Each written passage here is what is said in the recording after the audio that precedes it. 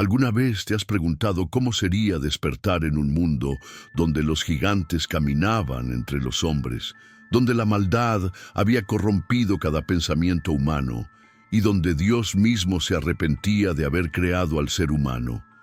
Y si te dijera que antes del diluvio existía un mundo tan extraordinario y a la vez tan terrible, que su realidad superaba cualquier película de ciencia ficción que hayas visto jamás? Un mundo donde los límites entre lo celestial y lo terrenal se habían quebrantado de tal manera que la misma creación clamaba por justicia, y que entender cómo era ese mundo puede revelarte secretos profundos sobre el tiempo en que vivimos hoy. Hermano, hermana, hay un misterio oculto en las páginas del Génesis que muy pocos han logrado descifrar completamente. Un secreto que no solo nos revela cómo era la vida antes de las aguas del juicio, sino que nos advierte sobre patrones que se están repitiendo en nuestros días. Jesús mismo dijo: como en los días de Noé, así será la venida del Hijo del Hombre. ¿Qué había en aquel mundo antediluviano que provocó que el Creador del universo decidiera borrarlo completamente de la faz de la tierra? ¿Por qué la Escritura dice que Dios se arrepintió de haber hecho al hombre? ¿Y qué tiene que ver todo esto con las señales que estamos viendo en nuestro tiempo? En este momento, mientras escuchas estas palabras, el Espíritu Santo quiere mostrarte verdades que han estado ocultas durante milenios. Verdades sobre un mundo donde la longevidad humana alcanzaba casi 1000 años, donde existían tecnologías que desafían nuestra comprensión actual, donde los ángeles caídos enseñaron conocimientos prohibidos a la humanidad y donde la violencia y la corrupción moral llegaron a niveles que hicieron que Dios mismo tomara la decisión más drástica en la historia de la humanidad. Pero aquí está lo más impactante. Ese mundo no desapareció sin dejar rastro. Sus huellas, sus advertencias, sus patrones están escritos en cada página de la profecía bíblica. Y lo que descubrirás en los próximos minutos no solo transformará tu comprensión de la historia, sino que te preparará para entender los tiempos en los que vivimos. ¿Te has dado cuenta de que vivimos en una época donde la maldad se multiplica exponentially, donde la tecnología avanza a velocidades incontrolables, donde la moral se corrompe día a día? No es casualidad, es un eco, una repetición de patrones que ya ocurrieron una vez antes del gran diluvio. En este viaje de revelación divina que estamos a punto de iniciar, descubrirás 8 secretos bíblicos sobre el mundo antediluviano que cambiarán para siempre tu perspectiva sobre el presente y el futuro. Aprenderás sobre los Nefilim, esos gigantes que aterrorizaban la tierra. Conocerás sobre la longevidad extraordinaria de los patriarcas y lo que eso significaba para la sociedad. Entenderás cómo la línea de Set se corrompió al mezclarse con la línea de Caín, y descubrirás advertencias proféticas que Dios dejó registradas para nosotros, los que vivimos en los últimos días. Pero antes de comenzar este estudio revelador, necesito que hagas algo muy importante. En los comentarios, escribe la frase que conectará tu corazón con esta enseñanza: Señor, revela tu verdad. Al escribir estas palabras, estás declarando tu compromiso con la verdad divina y tu disposición a recibir lo que el Espíritu Santo quiere mostrarte hoy. Y si este mensaje ya está tocando tu corazón, presiona el botón de me gusta ahora mismo. Al hacerlo, no solo me ayudas a mí, sino que estás permitiendo que YouTube lleve esta revelación a miles de personas que necesitan estas verdades urgentemente. Estás participando en la gran comisión de difundir la palabra de Dios en estos tiempos críticos. ¿Sabes qué? Me llena de gozo saber que eres parte de esta comunidad de buscadores de la verdad. Muchos de nuestros hermanos usan estos estudios como su principal alimento espiritual porque no tienen una iglesia cerca o porque pastores comprometidos con la verdad completa son cada vez más escasos. Por eso es tan vital que participemos juntos desde el principio de cada enseñanza. Te invito a escribir en los comentarios "Paz en Cristo" antes de que comencemos. Esta simple declaración no solo bendice este espacio, sino que activa una conexión espiritual entre todos nosotros que estamos aquí por la misma razón: conocer más de Dios y sus caminos. Y permíteme decirte algo que puede cambiar tu día. La penúltima enseñanza que compartiré hoy contiene una clave específica que podría desbloquear una bendición que Dios ha estado preparando para tu vida. Mantente atento, porque cuando lleguemos a ese momento sabrás exactamente de qué estoy hablando. Ahora sí, mi hermano, mi hermana, es hora de abrir las páginas del Génesis y adentrarnos en los misterios del mundo antes del diluvio. Prepara tu corazón, porque lo que estás a punto de descubrir transformará tu comprensión de la historia, del presente y del futuro eterno. Imagina por un momento que estás caminando por las calles de una ciudad antigua, antes del diluvio, y de repente ves algo que desafía toda lógica. Seres de estatura gigantesca, de belleza sobrenatural, enseñando a los hombres secretos que jamás debieron conocer. Esto no es ficción, hermano. Esto fue la terrible realidad del mundo antediluviano. En Génesis 6:2 encontramos una de las declaraciones más perturbadoras de toda la Escritura. Viendo los hijos de Dios que las hijas de los hombres eran hermosas, tomaron para sí mujeres, escogiendo entre todas. Pero aquí está el misterio que ha confundido a teólogos durante siglos. ¿Quiénes eran exactamente estos hijos de Dios? La respuesta te impactará. No eran simplemente los descendientes de Set, como algunos enseñan superficialmente. Eran seres angelicales que abandonaron su estado celestial, que se rebelaron contra el orden divino establecido desde la fundación del mundo. El libro de Judas lo confirma cuando dice: «Y a los ángeles que no guardaron su dignidad, sino que abandonaron su propia morada, los ha guardado bajo oscuridad, en prisiones eternas». ¿Pero por qué hicieron esto? ¿Por qué estos seres celestiales arriesgaron su posición eterna por unirse con mujeres humanas? Porque conocían algo que nosotros apenas comenzamos a entender: la importancia de la línea genealógica humana. Sabían que a través de la descendencia de Adán vendría el Mesías prometido, y su estrategia diabólica era corromper genéticamente a toda la humanidad para hacer imposible el nacimiento del Salvador. Piénsalo.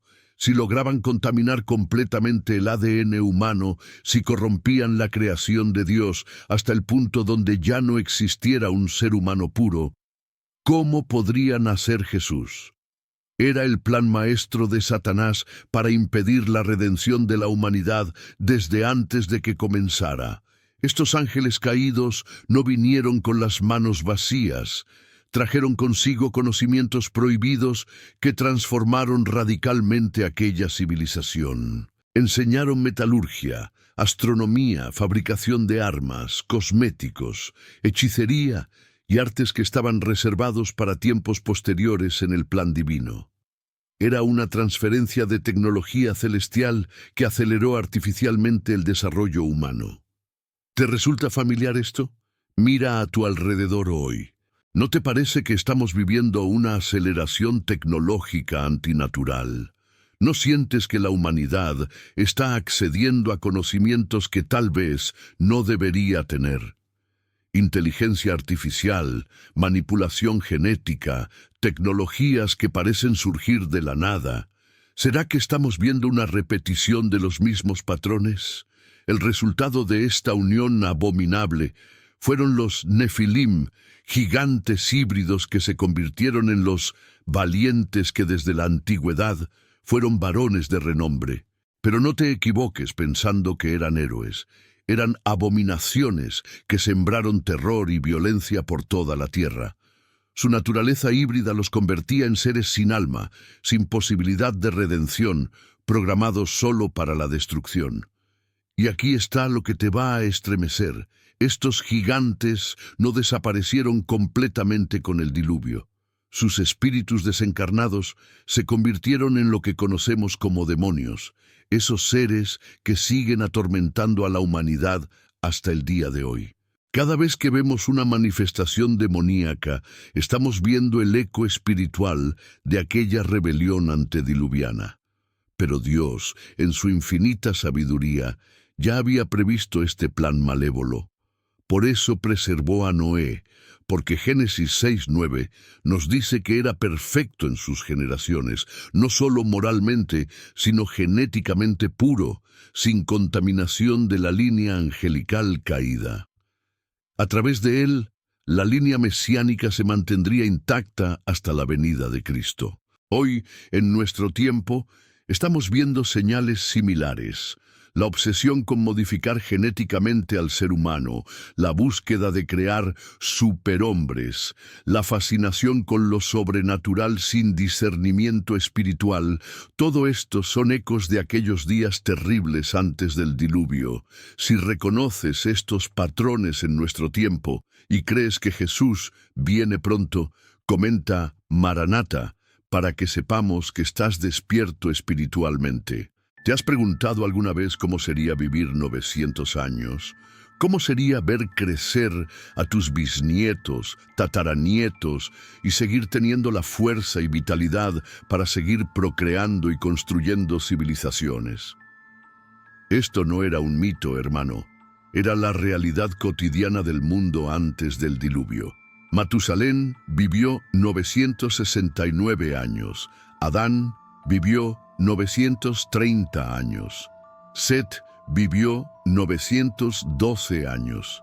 Estos no son números simbólicos ni exageraciones poéticas. Son registros históricos precisos que nos revelan algo extraordinario sobre la condición original del ser humano antes de que el pecado y sus consecuencias se arraigaran profundamente en nuestra naturaleza. Pero aquí está la pregunta que debería mantenerte despierto en las noches. ¿Qué significaba vivir casi un milenio en términos de conocimiento, experiencia y poder? Imagina a un hombre que ha tenido 900 años para perfeccionar una habilidad, para acumular sabiduría, para desarrollar tecnologías. Un solo individuo podía ser testigo de 40 generaciones de descendientes. La longevidad extrema del mundo antediluviano no era solo una bendición, se había convertido también en una maldición. ¿Por qué? Porque cuando el corazón humano se endureció en el mal, tuvo 900 años para perfeccionar su maldad. Los violentos tenían siglos para refinar sus métodos de crueldad. Los corruptos tenían décadas enteras para diseñar sistemas cada vez más perversos. Piénsalo de esta manera. Si hoy tenemos individuos que en 70 u 80 años de vida logran causar tanto daño al mundo, ¿qué podría hacer alguien con 900 años de experiencia en la maldad? La acumulación de conocimiento malévolo durante siglos creó una sociedad tan avanzada en el mal que Génesis 6:5 nos dice que todo designio de los pensamientos del corazón de ellos era de continuo solamente el mal. Pero había algo más profundo en esta longevidad. Los patriarcas antediluvianos eran repositorios vivientes de la revelación divina. Adán mismo había caminado con Dios en el Edén, había visto la gloria original de la creación, había conocido el estado perfecto del mundo antes del pecado. Durante 930 años fue una biblioteca viviente de la verdad divina original. Enoc, que caminó con Dios durante 365 años antes de ser arrebatado, había recibido revelaciones proféticas tan extraordinarias que el libro que lleva su nombre, aunque no canónico, es citado por Judas en el Nuevo Testamento. Estos hombres no solo vivían mucho, eran oráculos vivientes de Dios. Sin embargo, aquí está el aspecto más sorprendente. La longevidad comenzó a decrecer dramáticamente después del diluvio. Noé vivió 950 años, pero su hijo Sem solo 600. Abraham vivió 175 años, Moisés 120 años, David apenas 70. ¿Qué había cambiado? La respuesta está en la transformación radical del ambiente terrestre después del diluvio. Antes de las aguas del juicio, la tierra estaba protegida por una cúpula de vapor de agua que filtraba la radiación cósmica dañina. El clima era perfecto, sin variaciones extremas. La presión atmosférica era diferente, permitiendo una oxigenación superior. Era literalmente un invernadero global perfecto diseñado por Dios. Pero cuando se rompieron todas las fuentes del gran abismo y las cataratas de los cielos fueron abiertas, ese ecosistema perfecto fue destruido para siempre. La radiación cósmica comenzó a dañar el ADN humano. Los cambios climáticos extremos pusieron estrés en el organismo humano. La longevidad comenzó su descenso irreversible. ¿Y sabes qué? Esto nos enseña algo profundo sobre la gracia de Dios. Él acortó nuestra vida no solo como juicio, sino como misericordia.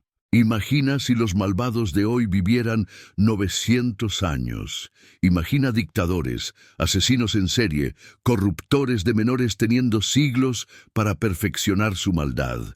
Dios, en su sabiduría, limitó el tiempo que el mal puede operar en una sola generación. Pero aquí está la promesa gloriosa. Cuando Cristo regrese, cuando nuestros cuerpos sean transformados y glorificados, volveremos a esa longevidad eterna que Dios diseñó originalmente para nosotros. La muerte será derrotada para siempre y viviremos eternamente en la presencia del Señor. Mientras tanto, cada día que vivimos es un regalo de gracia. Cada amanecer es una oportunidad nueva para caminar en rectitud, para acumular tesoros en el cielo, para usar el tiempo limitado que tenemos para la gloria de Dios. Si entiendes que cada día es un regalo de Dios y quieres usar tu tiempo para su gloria, comenta: cada día cuenta para declarar tu compromiso. Desde el momento en que Caín derramó la sangre de su hermano Abel sobre la tierra, la humanidad quedó dividida en dos líneas genealógicas que representarían dos filosofías de vida completamente opuestas. Una línea que buscaría a Dios y otra que se alejaría cada vez más de su presencia. Esta división, hermano, no era solo familiar, era espiritual, y sus consecuencias determinarían el destino de toda la civilización antediluviana. La línea de Caín se caracterizó desde el principio por la rebelión y la autosuficiencia. Después de matar a Abel, Caín fue marcado por Dios, pero en lugar de arrepentirse, salió de la presencia de Jehová y habitó en tierra de Nod, al oriente del Edén. Nod significa errante, pero Caín decidió establecerse y construir una ciudad, desafiando directamente la sentencia divina de ser errante sobre la tierra. Esta primera ciudad construida por manos humanas representa algo profundamente significativo: el inicio de la civilización humanística, la civilización sin Dios. Caín nombró esta ciudad según su hijo Enoc, estableciendo así la primera dinastía humana basada en el orgullo y la autosuficiencia. Era la declaración de independencia de la humanidad respecto a su creador. Los descendientes de Caín se convirtieron en los pioneros de la tecnología y las artes. Jabal fue padre de los que habitan en tiendas y crían ganados. Jubal fue padre de todos los que tocan arpa y flauta. Tubal-Caín fue artífice de toda obra de bronce y de hierro. Eran genios, innovadores, creadores de cultura. Pero toda esa brillantez intelectual estaba desconectada de Dios. Aquí está la lección que no podemos ignorar. El talento, la creatividad y la inteligencia, por sí solos, no garantizan la bendición divina. De hecho, pueden convertirse en maldición cuando se usan para glorificar al hombre en lugar de glorificar a Dios. La línea de Caín desarrolló una civilización avanzada, pero era una civilización condenada. El clímax de la rebelión cainita se manifestó en Lamec, quien se convirtió en el primer polígamo registrado en la historia y un hombre de violencia extrema. Su canto arrogante a sus dos esposas revela el corazón de esa civilización. Varones, oíd mi voz y escuchad mi dicho, que un varón mataré por mi herida y un joven por mi golpe. Si 7 veces será vengado Caín, Lamec en verdad 77 veces. ¿Ves la progresión? Caín mató por celos, pero Lamec amenazaba con matar por cualquier ofensa menor. La violencia se había normalizado, se había convertido en una forma de vida, en una expresión de poder. Era una sociedad donde la venganza se había vuelto desproporcionada y despiadada. Mientras tanto, la línea de Set tomó un camino completamente diferente. Después de la muerte de Abel, Dios le dio otro hijo a Adán y Eva, Set, cuyo nombre significa sustituto o compensación. Y en los días del hijo de Set, Enós, entonces los hombres comenzaron a invocar el nombre de Jehová. ¿Te das cuenta de la diferencia? Mientras la línea de Caín construía ciudades y desarrollaba tecnologías para la gloria humana, la línea de Set desarrollaba una relación íntima con Dios. Sus patriarcas caminaron con Dios. Enoc literalmente desapareció de la tierra porque caminó con Dios y desapareció porque le llevó Dios. Durante generaciones, estas dos líneas permanecieron separadas. Los setitas vivían una vida de comunión con Dios, mientras los cainitas desarrollaban una civilización cada vez más sofisticada, pero espiritualmente vacía. Era la manifestación temprana de la eterna lucha entre la ciudad de Dios y la ciudad del hombre, como la llamaría siglos después Agustín de Hipona. Pero aquí llegamos al punto crítico, al momento donde todo cambió dramáticamente. La línea de Set comenzó a corromperse.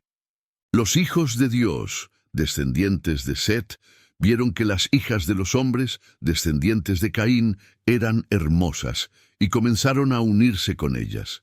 Esta no fue una simple mezcla racial o cultural, fue una traición espiritual de proporciones cósmicas. Los que habían sido llamados a mantener encendida la llama de la verdad divina, los que tenían la responsabilidad de preservar el conocimiento de Dios, se dejaron seducir por la belleza externa y la sofisticación cultural de una civilización rebelde. ¿Te suena familiar? Hoy vivimos exactamente la misma tentación. Los creyentes somos seducidos constantemente por los valores, la estética, la filosofía y las promesas de una civilización que ha rechazado a Dios. Nos enamoramos de su hermosura y comenzamos a comprometer nuestros principios, a adoptar sus métodos, a buscar su aprobación. La tragedia del mundo antediluviano fue que la línea pía se corrompió al mezclarse con la línea rebelde. En lugar de influenciar positivamente a la civilización cainita, fueron influenciados negativamente por ella. En lugar de ser sal y luz, perdieron su sabor y su luminosidad. El resultado fue catastrófico. Y vio Jehová que la maldad de los hombres era mucha en la tierra, y que todo designio de los pensamientos del corazón de ellos era de continuo solamente el mal. La corrupción se había generalizado tanto que solo quedó una familia justa en toda la tierra, la familia de Noé. Si reconoces la importancia de mantener tu línea espiritual pura y no comprometer tu fe, comenta separado para Dios, como declaración de tu compromiso. Hay criaturas mencionadas en la Biblia que han sido deliberadamente ocultadas o minimizadas por muchos maestros, porque su realidad desafía nuestra comprensión y confronta nuestras ideas preconcebidas sobre lo que es posible en este mundo. Estoy hablando de los Nefilim, esos gigantes híbridos que dominaron la tierra antes del diluvio y cuya existencia explica muchos de los misterios arqueológicos que la ciencia secular no puede resolver. Génesis 6:4 nos da una descripción que debería hacer temblar a cualquier persona que lea con atención. Había gigantes en la tierra en aquellos días, y también después que se llegaron los hijos de Dios a las hijas de los hombres, y les engendraron hijos. Estos fueron los valientes que desde la antigüedad fueron varones de renombre. La palabra hebrea Nefilim significa literalmente los caídos, o los que hacen caer a otros. No eran simplemente hombres altos, como algunos han tratado de explicar para evitar la incomodidad de la verdad.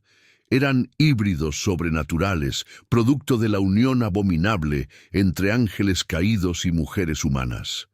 Pero ¿cómo de grandes eran exactamente? Las evidencias bíblicas y arqueológicas son abrumadoras.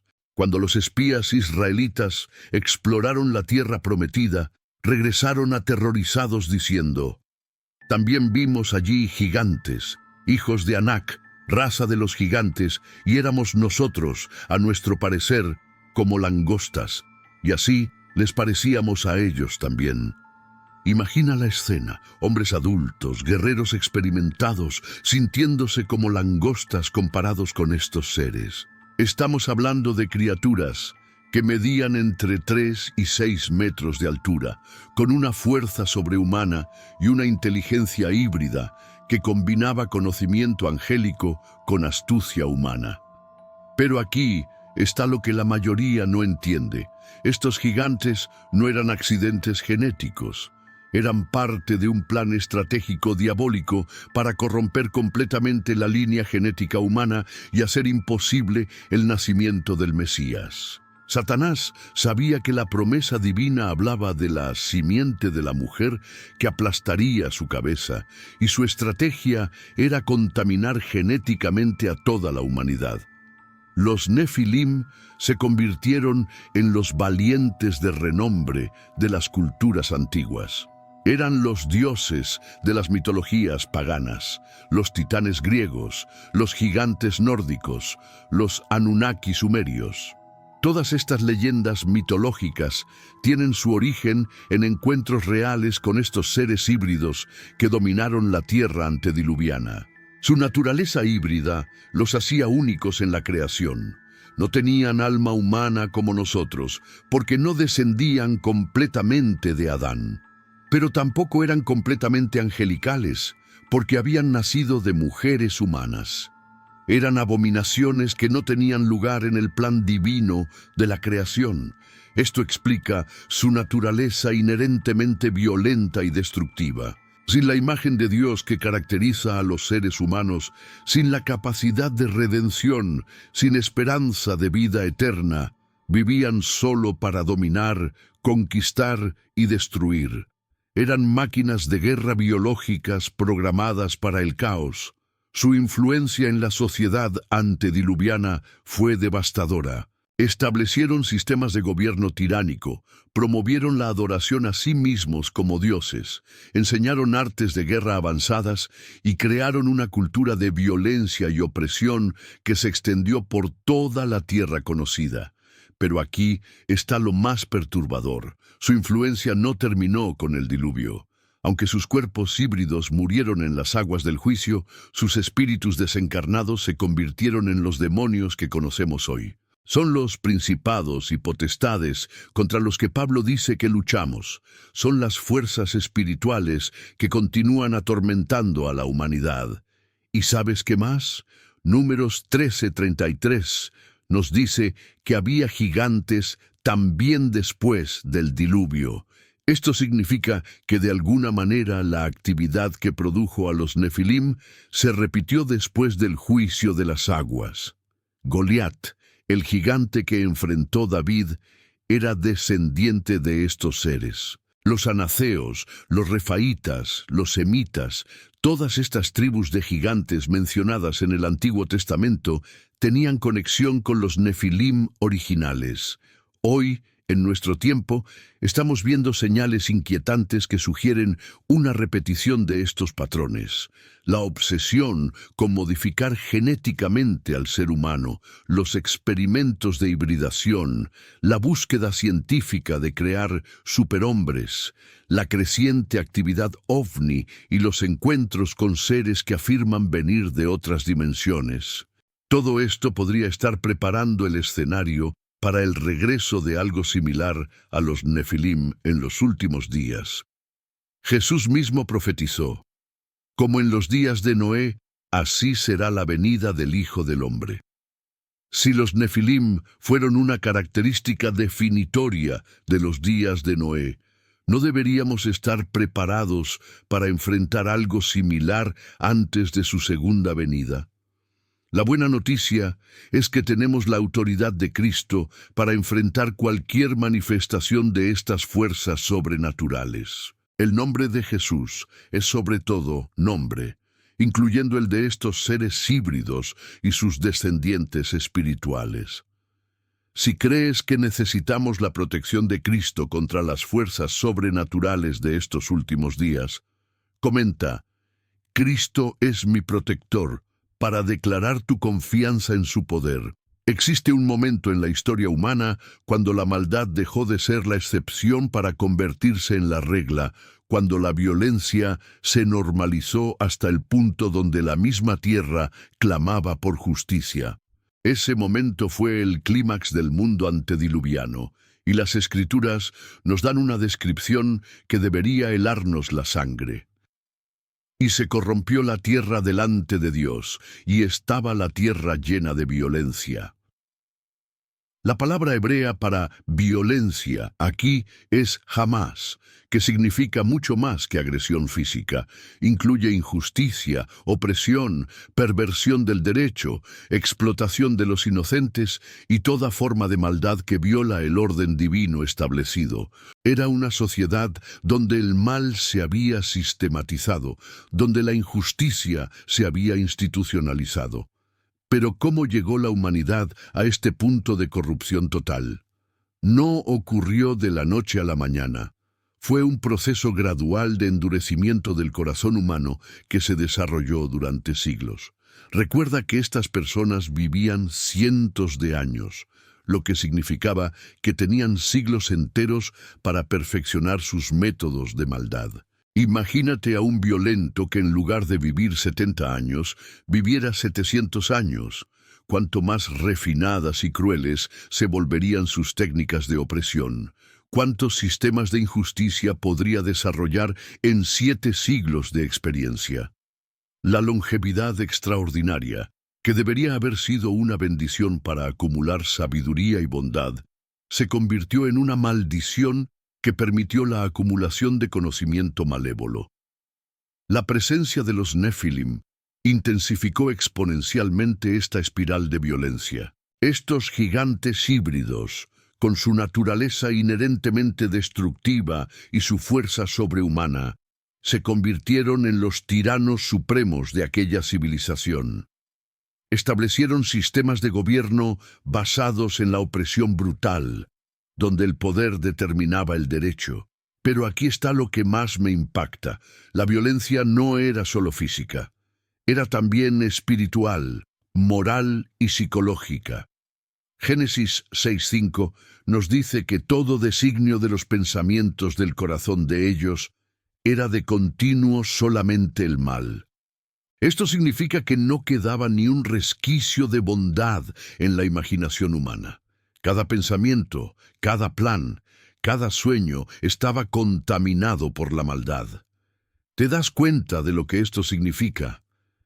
Significaba que los niños nacían en un mundo donde nunca verían un acto de bondad genuina.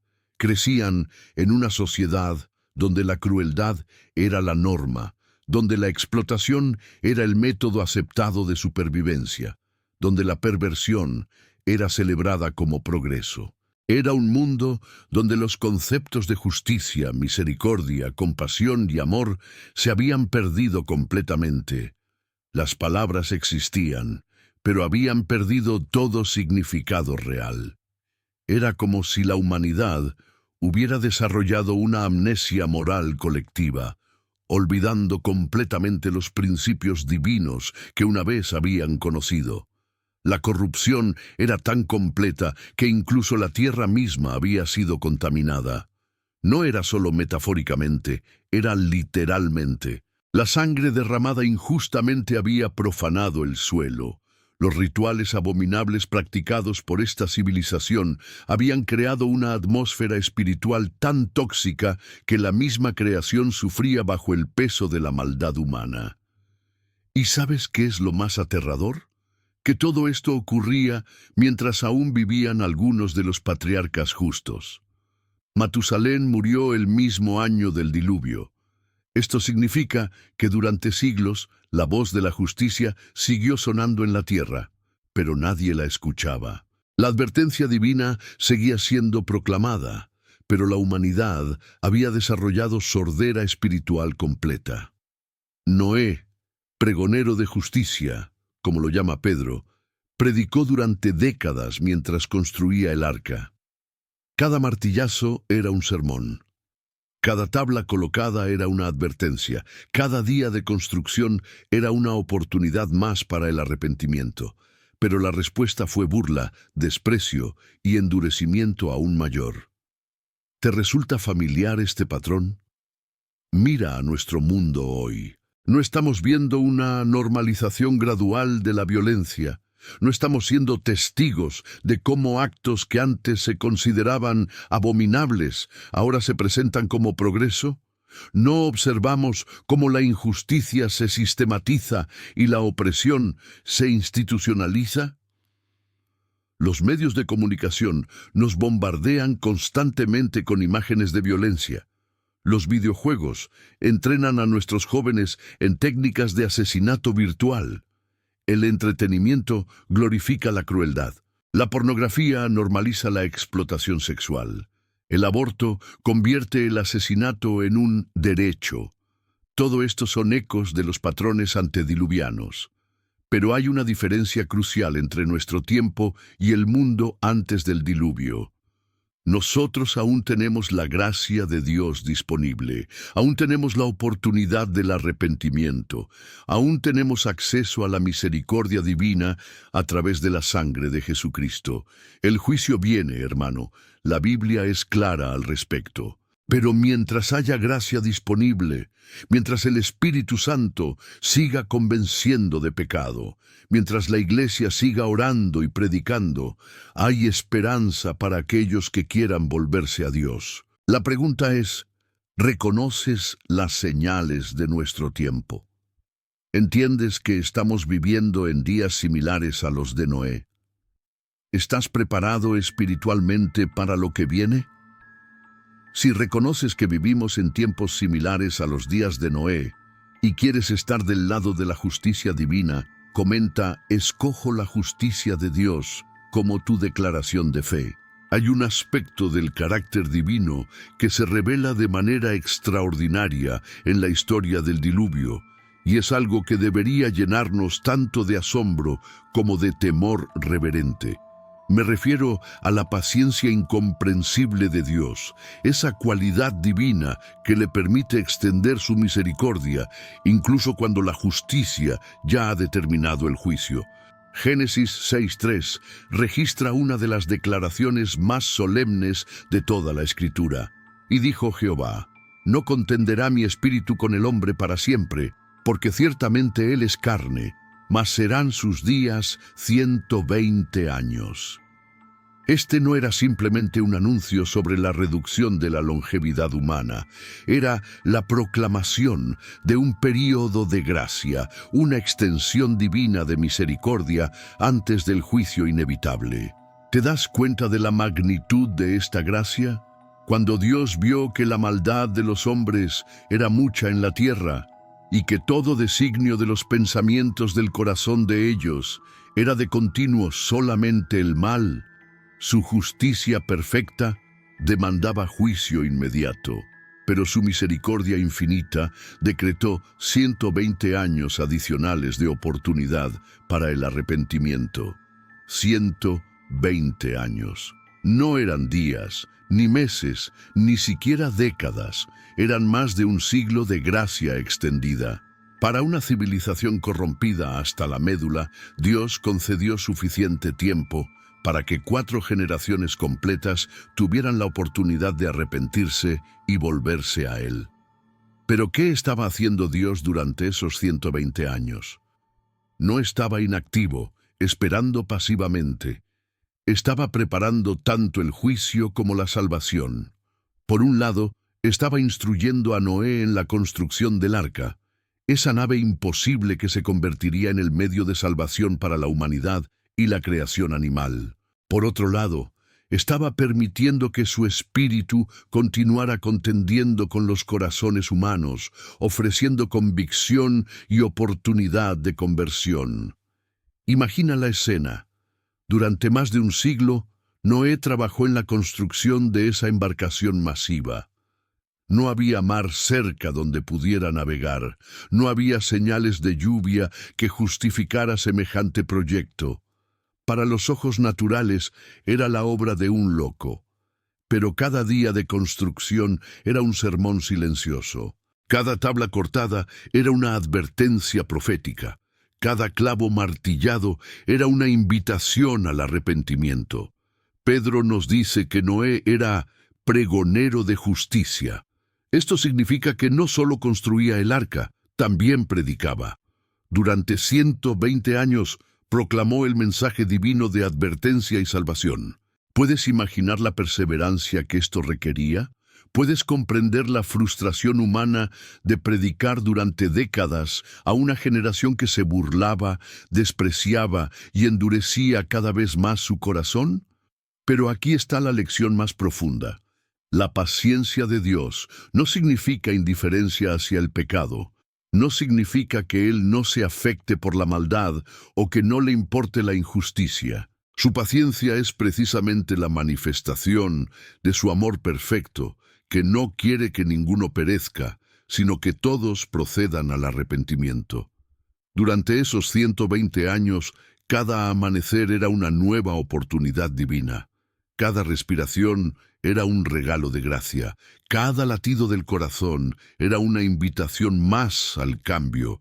Dios estaba dando tiempo no solo para que los malvados se arrepintieran, sino para que nacieran nuevas generaciones que pudieran elegir el camino correcto. Pero ¿sabes qué es lo más impactante?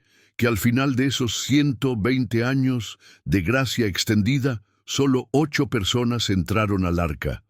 8 de toda una civilización global. La paciencia infinita de Dios se encontró con la dureza infinita del corazón humano. La gracia abundante fue despreciada por una humanidad que había perdido completamente la capacidad de reconocer la voz divina. Esto nos enseña algo crucial sobre la naturaleza del tiempo de gracia. No es infinito. Llega un momento donde la paciencia divina, aunque extraordinaria, tiene un límite establecido por su propia sabiduría y justicia. Hay un punto donde la misericordia da paso al juicio, no porque Dios sea cruel, sino porque su santidad no puede tolerar indefinidamente la rebelión. ¿Y sabes qué? Estamos viviendo ahora mismo en un período similar de gracia extendida. Desde la primera venida de Cristo hasta su segunda venida, estamos en la era de la gracia. Pablo lo llama el día de salvación. Pedro nos dice que Dios es paciente para con nosotros, no queriendo que ninguno perezca. Pero así como hubo 120 años de gracia antes del diluvio, también hay un tiempo determinado para nuestra era. No sabemos exactamente cuándo, pero sabemos que llegará el momento donde la puerta de la gracia se cerrará, tal como se cerró la puerta del arca cuando Jehová le cerró la puerta. Piensa en esto. Cada día que vives es un día más de la paciencia de Dios contigo. Cada oportunidad de escuchar el Evangelio es una extensión de su misericordia. Cada convicción del Espíritu Santo es una muestra de su amor que no quiere verte perecer. Pero también piensa en esto. Cada día de gracia desperdiciado es un día menos en el tiempo de oportunidad. Cada endurecimiento del corazón hacia la voz divina es un paso más cerca del punto de no retorno. Cada rechazo de la misericordia es una invitación más cercana al juicio. La paciencia de Dios con el mundo antediluviano se extendió por 120 años, pero cuando llegó el momento determinado, llegó sin más demora. Aquel día fueron rotas todas las fuentes del gran abismo y las cataratas de los cielos fueron abiertas. El juicio fue súbito, completo e irreversible. Hoy, mientras hay gracia disponible, mientras el Espíritu Santo sigue convenciendo de pecado, mientras la Iglesia sigue predicando el Evangelio, es el momento de respuesta. Mañana podría ser demasiado tarde, no porque Dios sea impaciente, sino porque su paciencia, aunque extraordinaria, opera dentro de los parámetros de su perfecta justicia. La pregunta que resuena a través de los siglos es la misma que resonaba en los días de Noé. ¿Qué harás con la gracia de Dios? ¿La recibirás con gratitud y arrepentimiento o la despreciarás con indiferencia y endurecimiento? Si entiendes que estamos viviendo en un tiempo de gracia que no durará para siempre, comenta, aprovecho la gracia hoy para declarar tu decisión de no desperdiciar este tiempo. Existe un versículo en Génesis que ha perturbado a teólogos y creyentes durante milenios porque parece atribuir a Dios una característica que consideramos exclusivamente humana.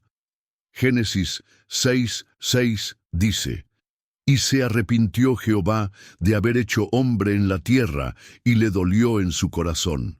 ¿Cómo entendemos que el Dios inmutable, omnisciente y perfecto pueda arrepentirse de algo que Él mismo creó?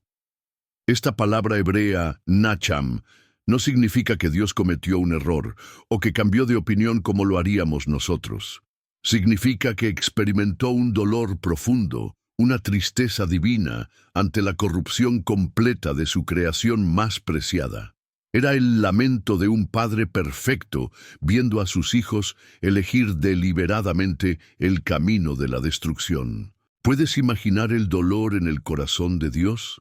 Él había creado al hombre a su imagen y semejanza, le había dado dominio sobre toda la creación, lo había colocado en un jardín perfecto, le había dado compañía, propósito y comunión directa con su Creador.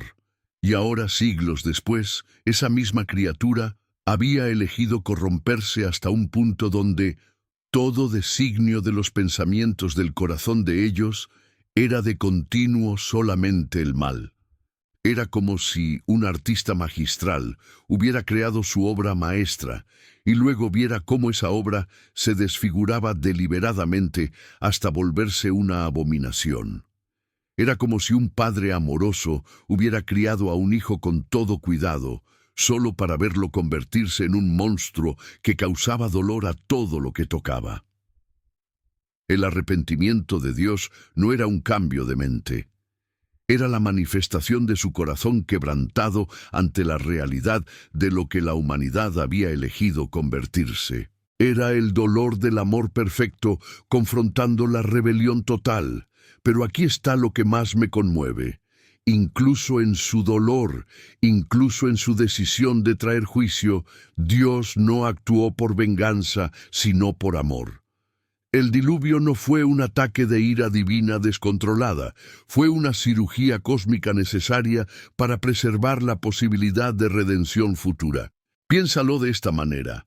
Si Dios hubiera permitido que esa corrupción continuara indefinidamente, ¿qué habría pasado con la promesa mesiánica?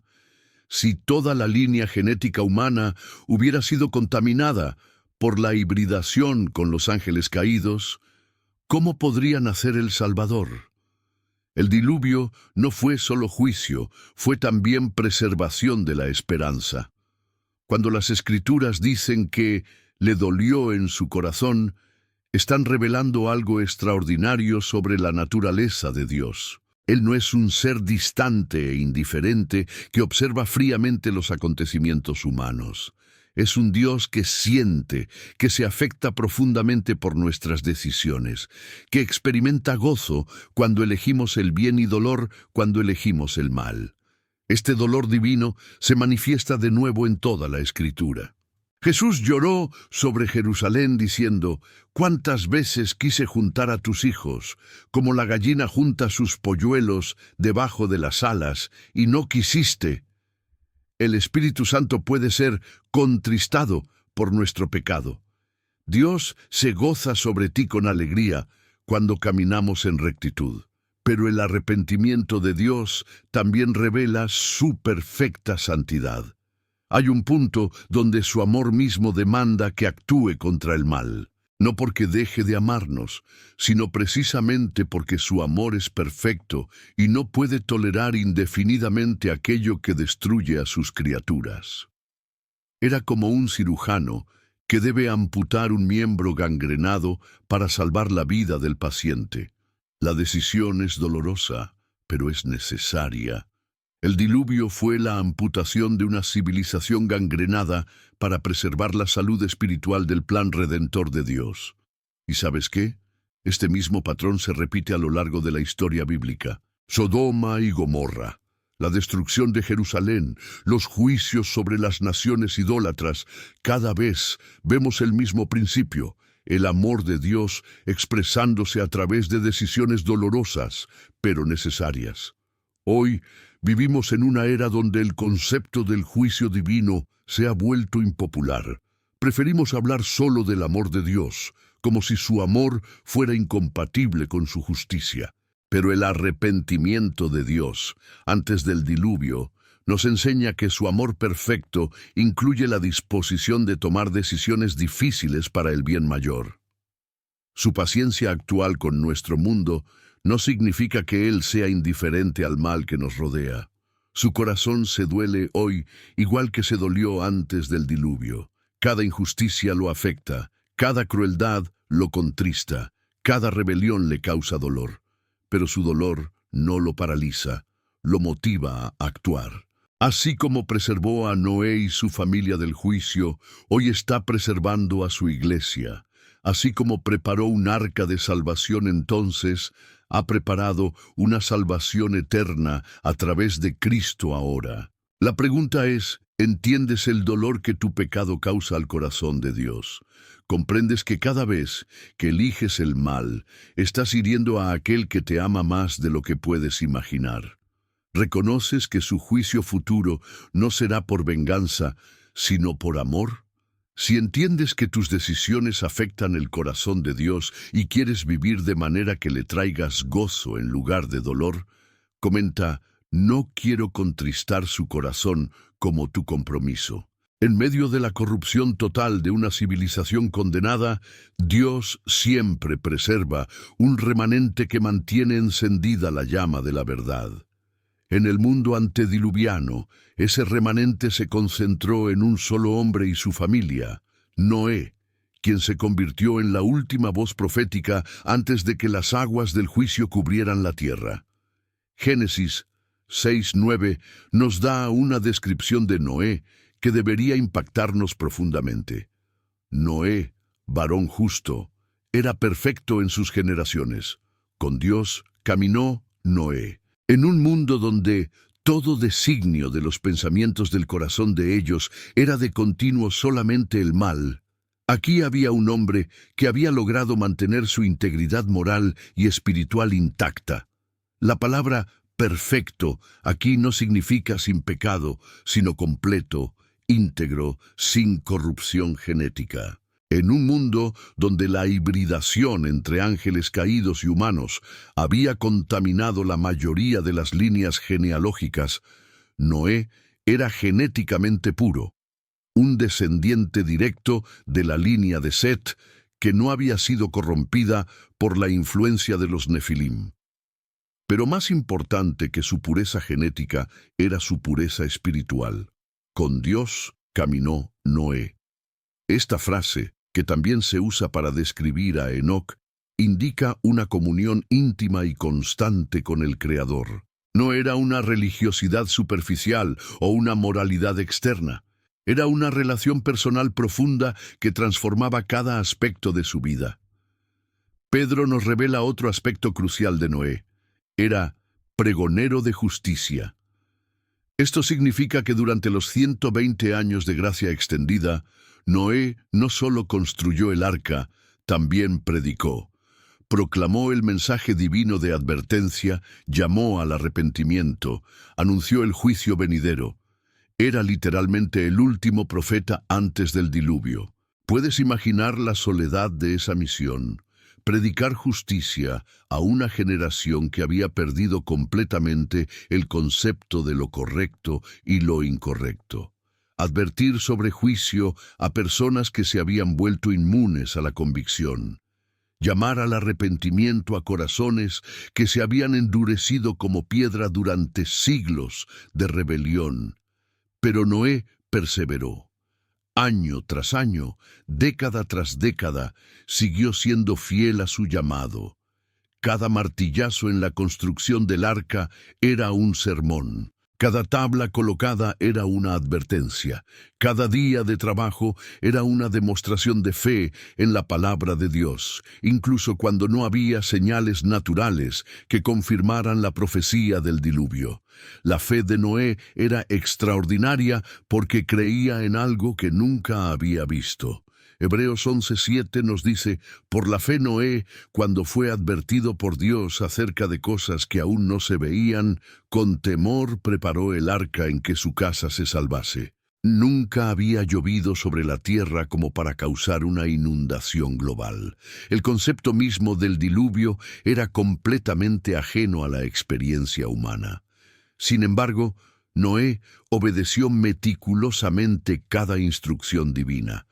Las dimensiones exactas del arca, los tipos de madera a usar, el número de niveles, la distribución interna, las provisiones para los animales. Todo fue ejecutado con precisión absoluta. Era la obediencia de un hombre que confiaba completamente en la palabra de Dios. Pero ¿cómo respondió la gente a su predicación? Con burla, desprecio y endurecimiento aún mayor. Jesús describió la actitud de esa generación. Como en los días de Noé, así será la venida del Hijo del Hombre. Porque como en los días antes del diluvio, estaban comiendo y bebiendo, casándose y dando en casamiento, hasta el día en que Noé entró en el arca, y no entendieron hasta que vino el diluvio y se los llevó a todos. Vivían como si nada fuera a pasar. La vida continuaba su curso normal. Negocios, matrimonios, celebraciones, planes futuros. La advertencia profética se había vuelto ruido de fondo en sus vidas. Habían desarrollado inmunidad espiritual completa al mensaje de Dios. Esto nos enseña algo crucial sobre los tiempos proféticos.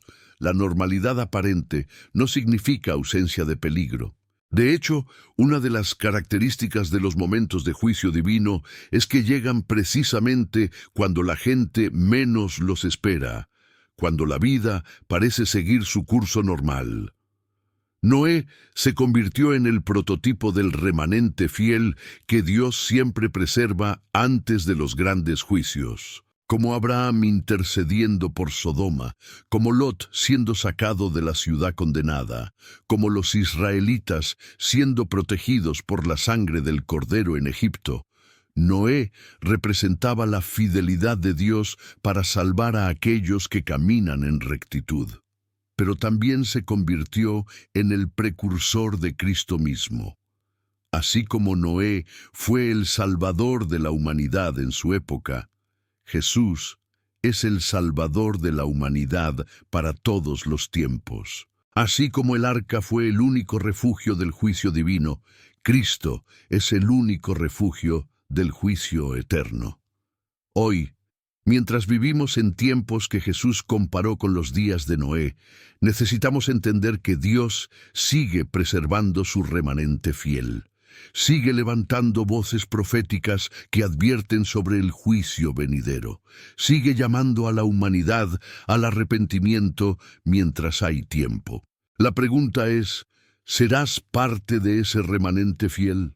¿Mantendrás tu integridad espiritual en medio de una generación corrupta?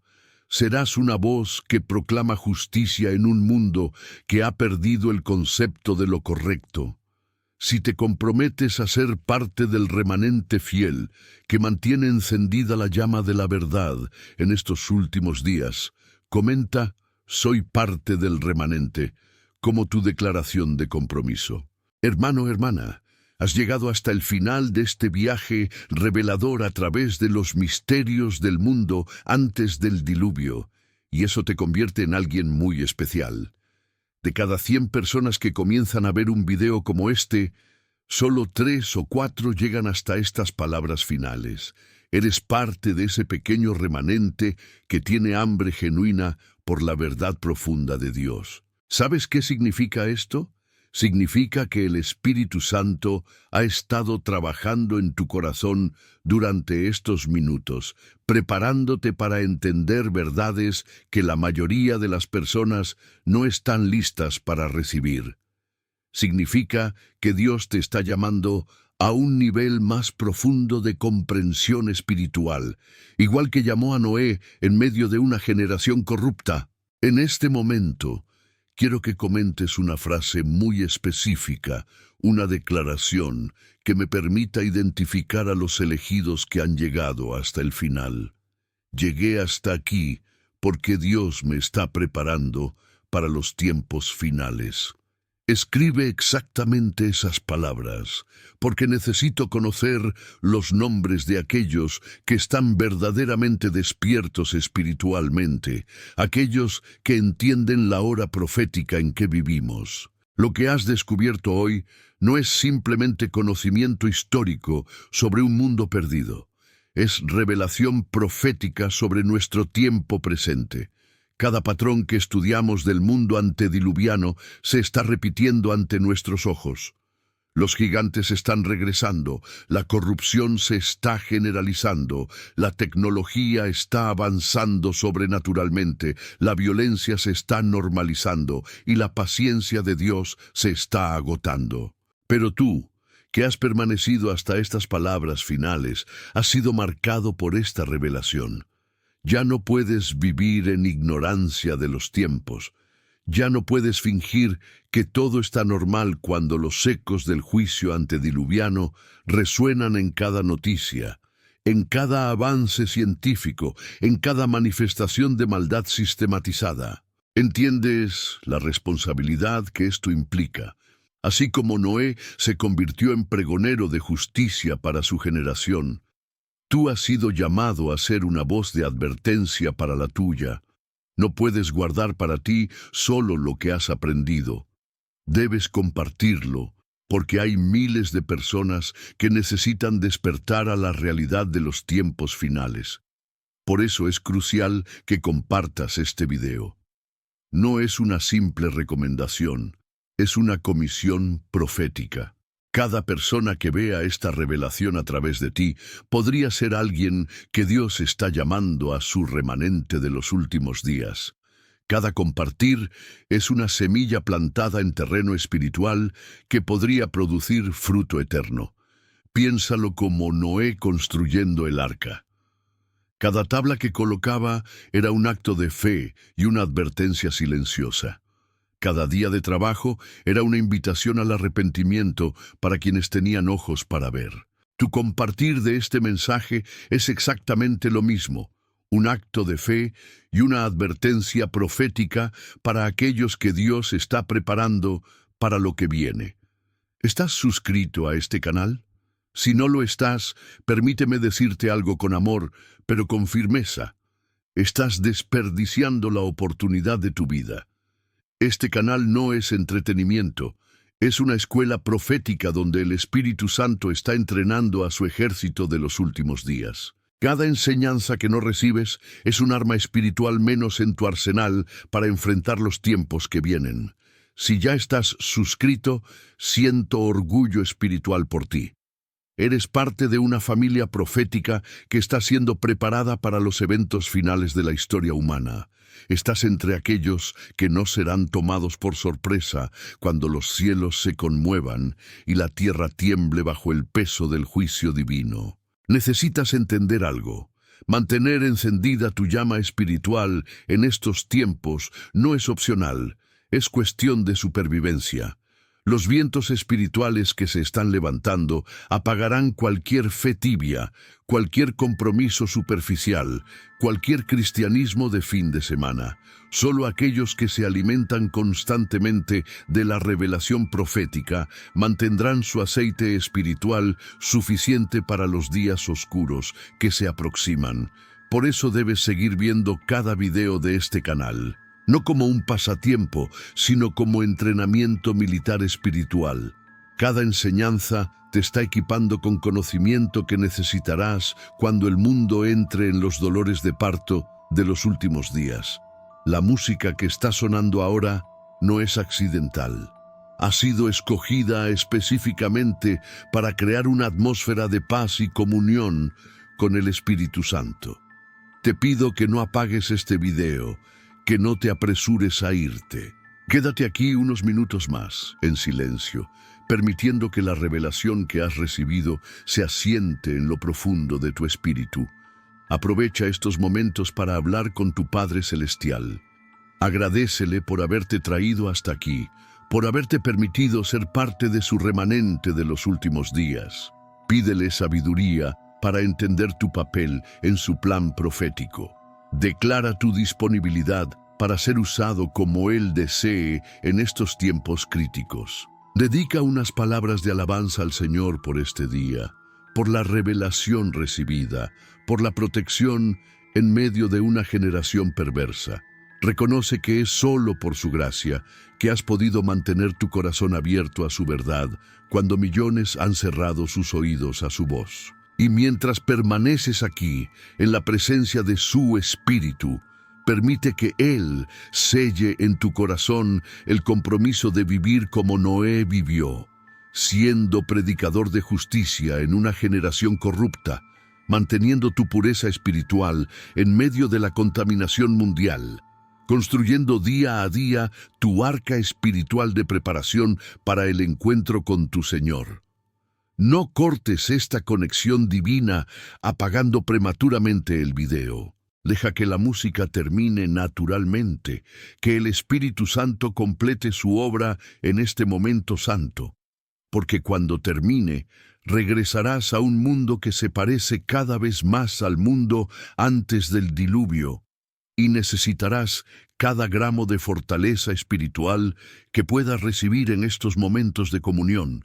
Que el Señor te bendiga y te guarde, que haga resplandecer su rostro sobre ti y tenga de ti misericordia, que alce sobre ti su rostro y ponga en ti paz, y que te use poderosamente como instrumento de su justicia en estos días finales de la historia humana. Paz en Cristo, hermano. Paz en Cristo, hermana, hasta que nos encontremos de nuevo en la revelación de su palabra.